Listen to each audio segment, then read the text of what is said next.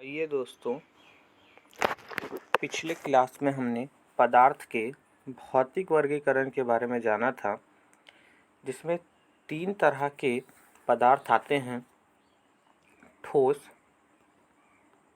द्रव्य और गैस। ठीक है। अब इस वाले वीडियो में हम लोग रासायनिक वर्गीकरण के आधार पे पदार्थों को उनके प्रकारों में बांटेंगे। ठीक है दोस्तों, तो रासायनिक वर्गीकरण के आधार पे पदार्थ 2 प्रकार के हो सकते हैं। ठीक है। एक होता है शुद्ध पदार्थ और एक होता है अशुद्ध पदार्थ। अशुद्ध पदार्थ के अंदर ही मिश्रण आते हैं और शुद्ध पदार्थ के अंदर ही तत्व यौगिक आते हैं। ठीक है दोस्तों। अब मिश्रण जो है दोस्तों, वो भी 2 तरह का हो सकता है: समांगी मिश्रण और विषमांगी मिश्रण।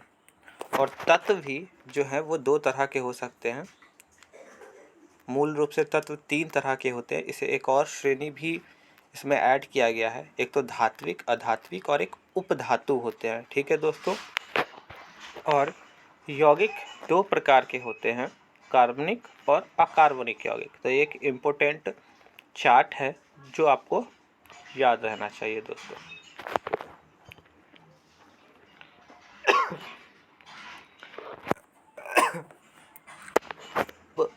आगे आए तो हम देखते हैं कि तत्व किसे कहते हैं। तो देखिए दोस्तों, तत्व पदार्थ का एक शुद्ध और सरलतम रूप होता है। ठीक है। और तत्व को जो है दोस्तों, तत्व को हम लोग किसी भी भौतिक या रासायनिक विधि द्वारा, ये इंपॉर्टेंट पॉइंट है दोस्तों, तत्व को किसी भी भौतिक या रासायनिक विधि द्वारा 2 या 2 से अधिक सरल द्रव्यों में विभाजित नहीं किया जा सकता। मतलब सरल पदार्थों में विभाजित नहीं किया जा सकता। अब जैसे hydrogen, oxygen, nitrogen, phosphorus, sulphur, तांबा, चांदी, ये इत्यादि क्या है दोस्तों?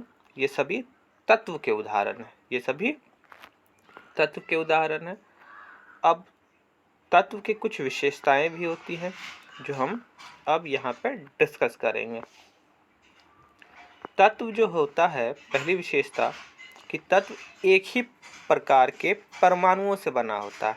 तत्व जो होता है वो एक ही प्रकार के परमाणुओं से बना होता है और अन्य तत्वों के गुणों से भिन्न, जो किसी तत्व के कुछ विशिष्ट गुण होते हैं, कुछ खास गुण होते हैं इसमें। अब जैसे हाइड्रोजन को हम लोग एक तत्व मानते हैं। क्यों मानते हैं?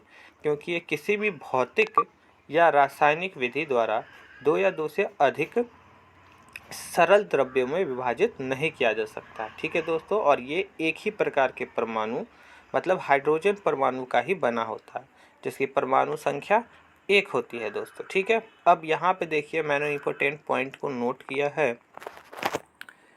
क्या जल एक तत्व है दोस्तों? आपके मन में ये ख्याल आता होगा। तो नहीं, जल एक तत्व नहीं है, क्योंकि जल में विद्युत धारा प्रवाहित करने पर जल 2 सरल तत्व हाइड्रोजन और ऑक्सीजन इसमें बदल जाता है। ठीक है, ये बनाता है। तो जल एक तत्व नहीं है। आगे हम लोग पढ़ेंगे दोस्तों कि जल एक यौगिक है। वो आगे के वीडियोस में हम लोग जानेंगे। इसी प्रकार से नमक जो है, जिसका रासायनिक नाम सोडियम क्लोराइड होता है, ये भी तत्व नहीं है दोस्तों, क्योंकि यह सोडियम और क्लोरीन 2 विभिन्न गुण वाले सरल द्रव्य तत्वों से बना है। तो ये भी तत्व नहीं है। आगे आते हैं दोस्तों, तो समझते हैं कि तत्व जो होते हैं, तत्व वो 3 प्रकार के होते हैं। मैंने पिछले भी बताया, तत्व 3 प्रकार के होते हैं: धातु, अधातु और एक तीसरा श्रेणी भी है जिसे हम लोग उपधातु कहते हैं। आइए इसके बारे में एक एक करके जानते हैं। धातु क्या होता है? तो धातु में एक विशेष प्रकार की चमक होती है, जिसे हम लोग धात्विक चमक यानी मेटालिक लस्टर कहते हैं दोस्तों। ये धातु का गुण है। दूसरा पॉइंट कि धातु जो होते हैं दोस्तों, वो ऊष्मा एवं विद्युत की सुचालक होती है। इसका मतलब ये हुआ दोस्तों कि इससे ऊष्मा जो है एक भाग से दूसरे भाग तक पहुंच सकता है और विद्युत भी एक भाग से दूसरे भाग तक जा सकता है। तो ये ऊष्मा और विद्युत की सुचालक होती हैं। ठोस अवस्था में आघात वर्तनीय होती है एवं तन्य होते हैं, इसे ताना जा सकता है दोस्तों। और अधिकांश धातुएं जो होती है वो कमरे के ताप पर ठोस होती हैं, लेकिन पारा जो है, पारा एक धातु है ये अपवाद है दोस्तों। ये कमरे के ताप पर ठोस ना होकर द्रव्य रूप में पाया जाता है। अब यहाँ पे मैंने कुछ धातु का उदाहरण दिया है, जैसे सोडियम, प्लैटिनम, जस्ता, तांबा, चांदी, सोना, लोहा, एल्युमिनियम, ये सभी धातुओं के उदाहरण हैं दोस्तों। ये सभी किसके उदाहरण हैं? धातुओं के उदाहरण। ठीक है दोस्तों। अब आगे आते हैं तो हम लोग समझते हैं अधातु क्या होते हैं।